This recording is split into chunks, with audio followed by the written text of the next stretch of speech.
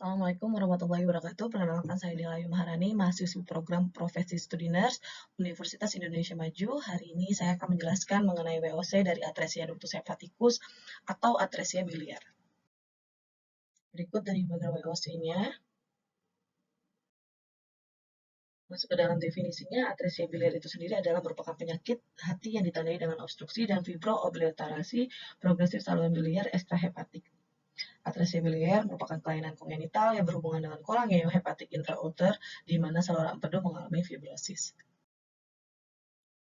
Fungsi dari sistem empedu yaitu membuang limbah metabolik dari hati dan mengangkut garam empedu yang diperlukan untuk mencerna lemak di dalam usus halus. Nah, kemudian pada atresia biliar ini terjadi penyumbatan aliran empedu dari hati ke kandung empedu, dan hal ini yang menyebabkan terjadinya kerusakan pada sirosis hati.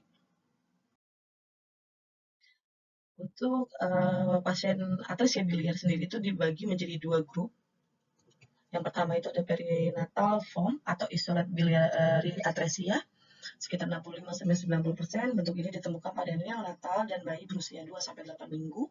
Inflamasi atau peradangan yang progresif pada saluran empedu ekstrahepatik timbul setelah lahir. Yang kedua ada fetal embryonik, sekitar 20-25%. Bentuk ini ditandai dengan kolestesis yang muncul cepat dalam 2 minggu kehidupan pertama. Pada kondisi ini, saluran empedu tidak terbentuk pada saat lahir dan biasanya disertai dengan kelainan kongenital lainnya, seperti situs inversus, polisplenia, serta malrotasi. Untuk klasifikasi atresia ductus hepaticus itu sendiri ada dua. Yang pertama ada atresia biliari intrahepatik, lalu ada aresia biliari ekstrahepatik. Untuk tipe 1, atresia sebagian atau totalis yang disebut dengan ductus hepaticus communis, segmen proximal paten.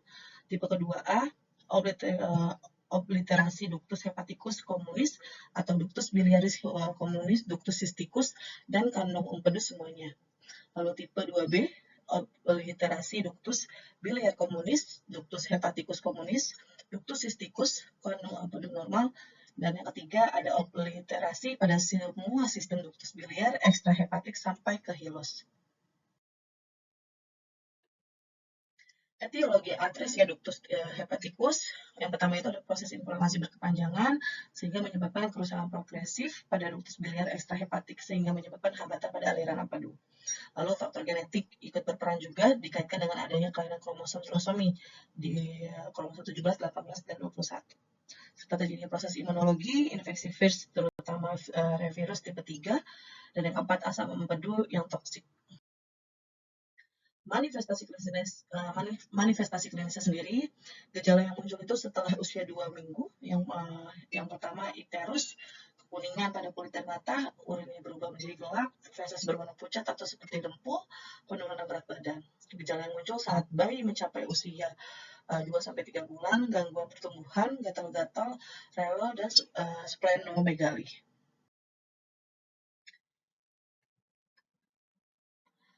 Patofisiologi atresia biliar terjadi karena proses inflamasi berkepanjangan yang menyebabkan kerusakan progresif pada ductus biliar ekstrahepatik sehingga menyebabkan hambatan aliran empedu, dan tidak adanya atau kecilnya lumen pada sebagian atau keseluruhan traktus biliar ekstrahepatik juga menyebabkan obstruksi aliran empedu.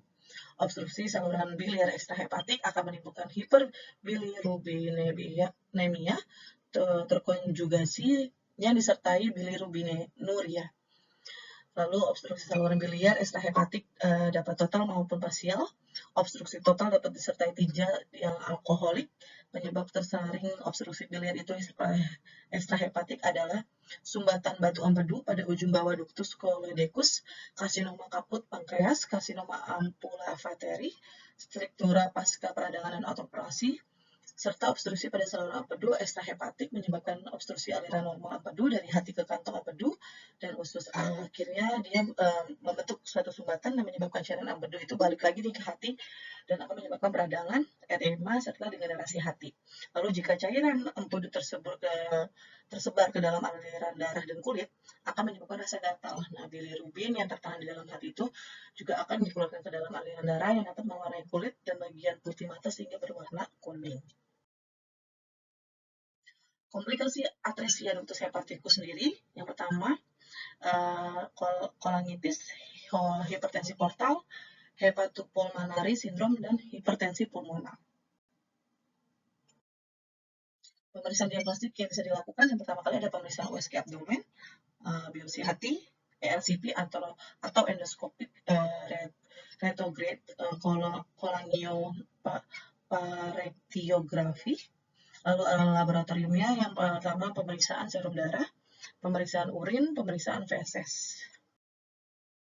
Penata laksananya sendiri yang pertama ada terapi medikamentosa, yang kedua terapi nutrisi, terapi bedah, serta paliatif dan suportif treatment. Konsep asuhan keperawatan, masuk yang pertama ke pengajian ya. Yang pertama dari identitas, keluhan utamanya pasien, kita kaji riwayat penyakit sekarang, lalu riwayat penyakit terdahulu, serta riwayat perinatalnya saya. Antenatalnya pada anak dengan atresia biliaris, diduga ibu dari anak pernah menderita infeksi penyakit seperti HIV atau AIDS, kanker, diabetes mellitus, dan infeksi virus rubella. Lalu intranatalnya pada anak dengan atresia biliar, diduga saat proses kelahiran bayi terinfeksi virus atau bakteri selama proses persalinan. Di postnatalnya pada anak dengan atresia diduga orang tua kurang memperhatikan personal hygiene saat merawat atau bayinya. Selain itu, kebersihan peralatan makan dan peralatan bayi lainnya juga kurang diperhatikan oleh orang tua. Lalu kita kaji riwayat kesehatan keluarganya. Lalu pola fungsi kesehatannya, fokus pola fungsi kesehatannya pada atresia biliar. Yang pertama ada pola aktivitas, pola sirkulasi, pola eliminasi, serta pola nutrisi. Serta pemeriksaan fisiknya, kita gejala biasanya timbul dalam 2 minggu setelah lahir, yaitu berubah air kemih bayi berwarna gelap, tinja berwarna pucat, kulit berwarna kuning, berat badan tidak bertambah atau penambahan berat badan langsung lambat, lalu terjadinya hatinya membesar. Lalu pada usia bayi mencapai 2-3 bulan akan timbul gejala. Yang pertama ada gangguan pertumbuhan, gatal-gatal rewel, serta tekanan darah tinggi pada vena porta. Diagnosa menurut standar diagnosa keperawatan Indonesia, yang pertama defisit nutrisi berhubungan dengan ketidakmampuan mengabsorpsi nutrien. Yang kedua, hipertermia berhubungan dengan inflamasi akibat kerusakan progresif pada ductus biliar ekstrahepatik. Yang ketiga, pola nafas tidak efektif berhubungan dengan hambatan upaya nafas. Yang keempat, hipovolemia berhubungan dengan kehilangan cairan aktif.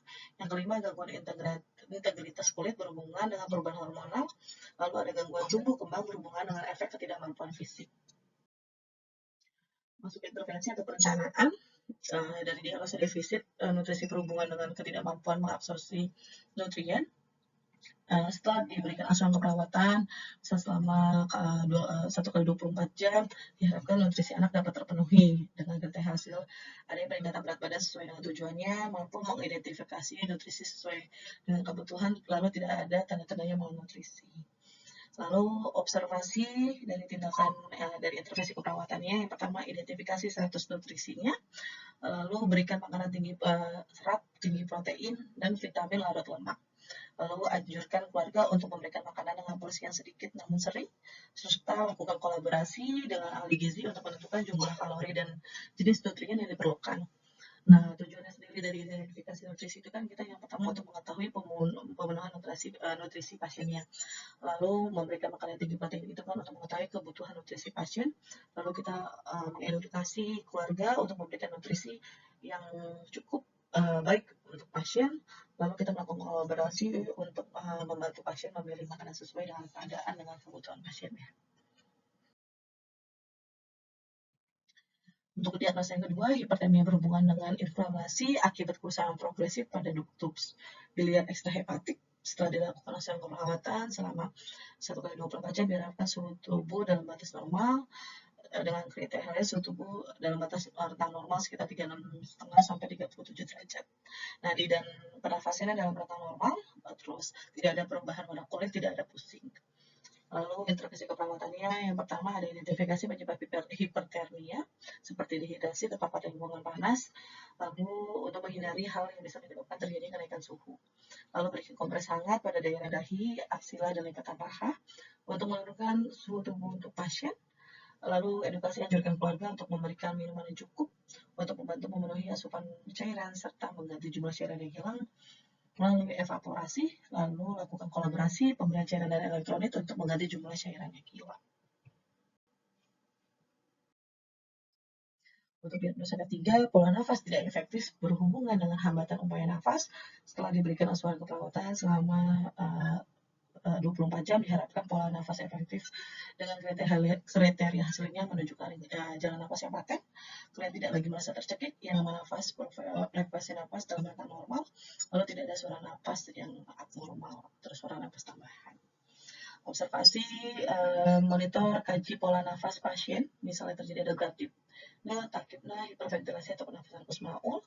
Tujuannya untuk mengetahui keabnormalan pola nafas menyertai obstruksi paru, lalu tinggikan kepala atau membantu mengubah posisinya yang nyaman dengan memberikan posisi polar atau semi polar untuk memudahkan pasien untuk bernafas dan mengembangkan ekspansi paru. Lalu edukasi, ajarkan keluarga untuk mengubah posisi pasien dengan sesuai dengan kenyamanannya. Tadi ya kita memberikan posisinya mau polar atau semi polar sesuai dengan kebutuhan pasien, lalu lakukan kolaborasi. Pemberian oksigen tambahan bila diperlukan untuk mengoreksi hipoksemia yang terjadi akibat penurunan ventilasi. Untuk diagnosa keempat, hipovolemia berhubungan dengan kehilangan cairan aktif setelah diberikan asuhan keperawatan selama 1 kali 24 jam. Diharapkan hipovolemia dapat teratasi dengan kriteria hasil. Yang pertama, tubuh berkualitas baik, frekuensi irama di dalam rentang normal, terus pernafasan juga dari irama nafasnya dalam rentang normal juga, serta membran mukosa lembab, intake dan output cairannya seimbang. Intervensi keperawatannya, yang pertama monitor status cairan pasien untuk memberikan informasi tentang cairan dan juga sebagai pedoman untuk mengganti cairan, pertahankan jalan nafas untuk mencegah terjadinya obstruksi jalan nafas, ajukan keluarga untuk memberikan cairan beroral untuk memenuhi kebutuhan cairan pasien, serta lakukan kolaborasi pemberian infus cairan kristaloid 20 mg per kilogram berat badan pada anak untuk mengganti cairan yang hilang pada tubuh pasien. Untuk diagnosa yang kelima, gangguan integritas kulit berhubungan dengan perubahan hormonal.